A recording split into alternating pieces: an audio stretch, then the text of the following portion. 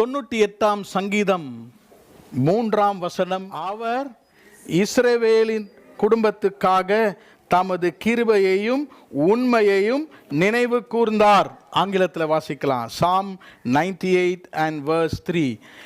He hath remembered his mercy and his truth towards the house of Israel. இஸ்ரவேல் குடும்பத்தாருக்காக அவருடைய கிருபை, அவருடைய உண்மையை எப்படி நினைவு கூறுகிறார்? இந்த மாதத்திலே உங்களுக்காக பல காரியங்களை அவர் நினைவு கூற போகிறார். அநேக காரியங்களை நாம் மறந்திருந்தாலும் தேவனாகிய கர்த்தர் நமக்காக நாம் மறந்த ஆசீர்வாதங்களை அவருடைய உண்மை, அவருடைய இரக்கத்தினால் நினைவு கூர்ந்து நம்முடைய குடும்பத்தை ஆசீர்வதிக்க போகிறார். இதை விசுவாசிக்கிறவர்கள் நீங்கள் பெற்றுக்கொள்ளலாம். வேத புத்தகத்திலிருந்து 3 குடும்பத்தை, இஸ்ரவேல் குடும்பத்தை உங்கள் மத்தியிலே இந்த காலையிலே நான் வைக்க விரும்புகிறேன். God remember the house of Israel.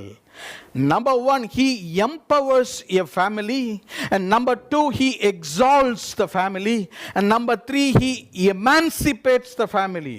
கர்த்தருடைய நாமத்துக்கு ஸ்தோத்திரம்.